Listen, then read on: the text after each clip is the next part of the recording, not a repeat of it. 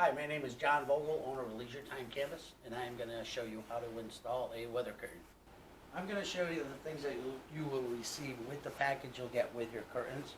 You will get awning rail, also known as channel rail, awning track. It's got several names.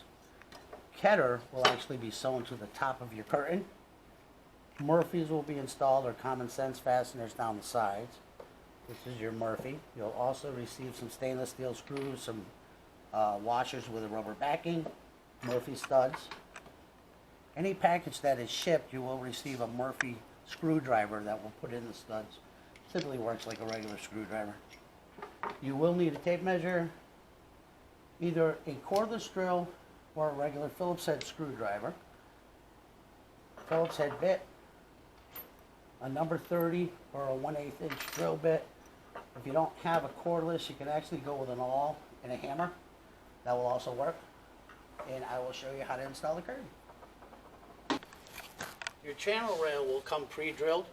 What you need to do is put the channel rail in between the inside edges of each post. When you install the channel rail, the round section has to be to the front side of the post. If the package is shipped and it comes in two pieces, you might want to snap a line from the front of the post to the front of the post, just to give you a better guide. What I did here is I installed one previously. So all you're doing with that is you have pre-drilled holes. Take your cordless or your handheld screwdriver, whichever you're using, and you are literally, oh, I have them all done. You're literally just putting a screw in the track up on the top. Once your track is installed, you're going to grab your curtain. Of course, the curtain has an inside and an outside. The straps will be hanging on the inside of the curtain. That header that I showed you slides into the track. Sometimes it's easier with two people if somebody is guiding it from one side and somebody pulling on the other. Now what you want to do is measure the width of the curtain. The curtain itself is made 2 to 2.5 inches wider than the actual inside measurement. When you're installing it, you want to leave it a little bit on the loose side.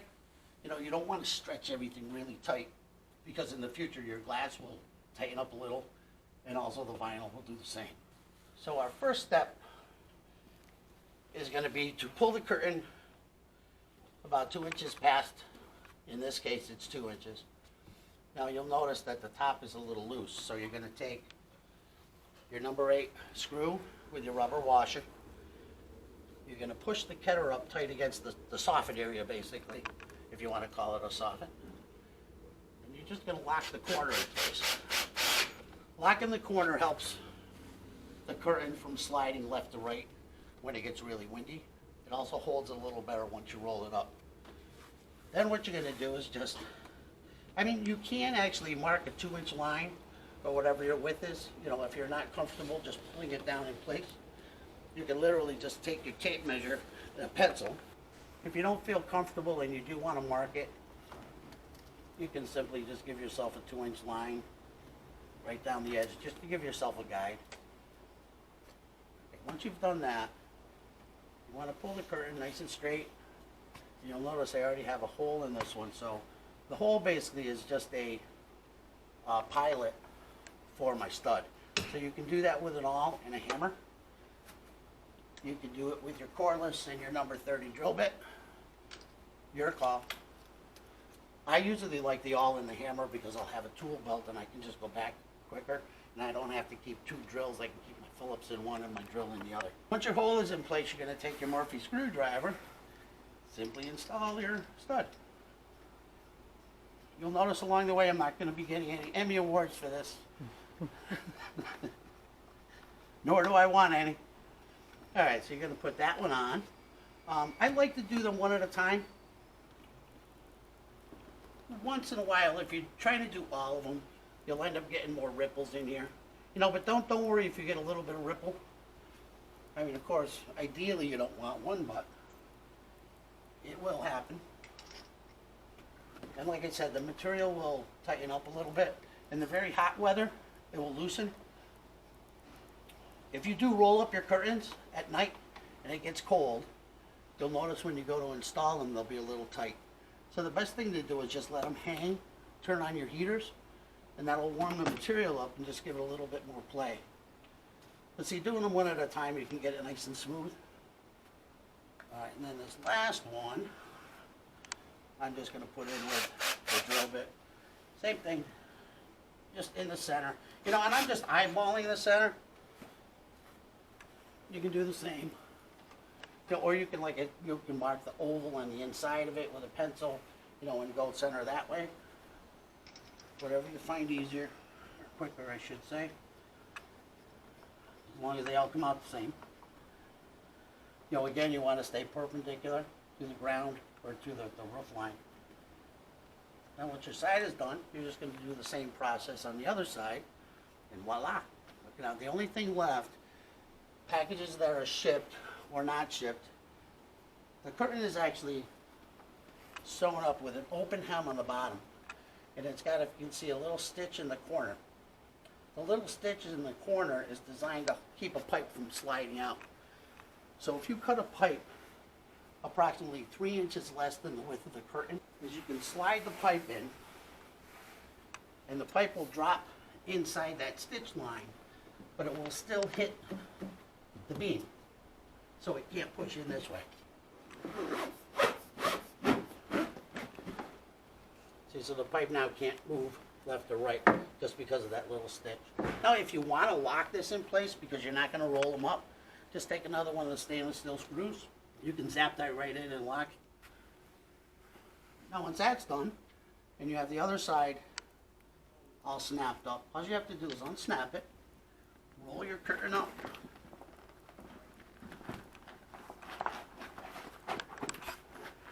and on the underside you will have straps that Murphy's already installed.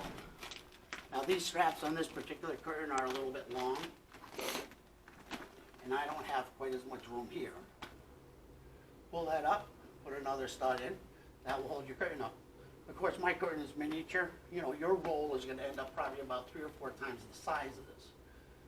You know, and then when you want to close them, unsnap it. There are extra studs in your package.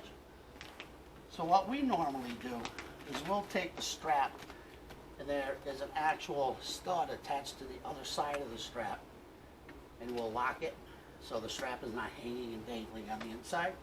You can literally take another stud and attach it anywhere underneath, and that will hold it up out of the view of anybody looking at it if it bothers you.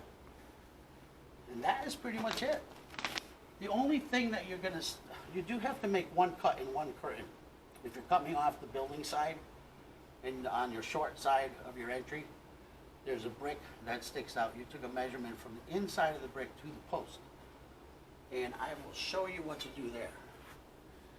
So I actually should have, in your little package of what you have in it and what you'll need, you either need a razor knife or a pair of scissors. I am going to grab a brick and I'll show you what to do with that. If the inside of this beam was representing your building, this would be brick. And below the window areas, you actually have on your sill plate, there's a brick sticking out basically. That's the measurement you took from the inside of this brick to the inside of the post. So what's going to happen is that's going to be backfilled pretty much to the wall. And you'll have a board in here, or I believe in Hadley, I think they did a full beam.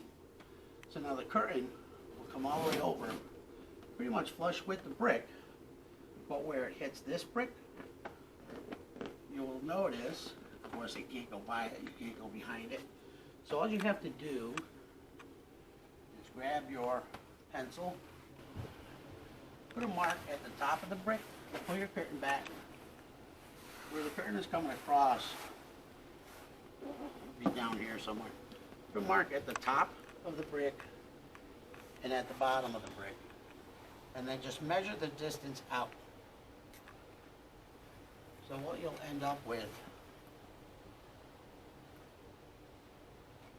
pretty much 3 marks on your curtain. There's a stitch on the inside of the hem that will hold everything in place for you. With a razor knife or with scissors, you literally can just make 2 slices. Come into the brick and leave that folded. So that'll basically conform around the outside of that brick that's sticking out. So this is just a quick video for the guys that are gonna be installing this. As you can see, it's relatively simple, pretty straightforward, not rocket science. If you do have any questions, you can email me. I'll be glad to get back to you. LeisureTime1982@gmail.com. Attention, John. If you need any extra hardware, extra parts, you know, definitely just email or give us a call. 413-785-5500. Better on email at the LeisureTime1982@gmail.com. All right, thanks a lot. Good luck. Have fun. Like I said, no Emmys for me. I got a question for the people. You have a question? For the people? Yeah? How do you think you did? How do I think I did? Well, I know I'm not used to being on camera, that's for sure.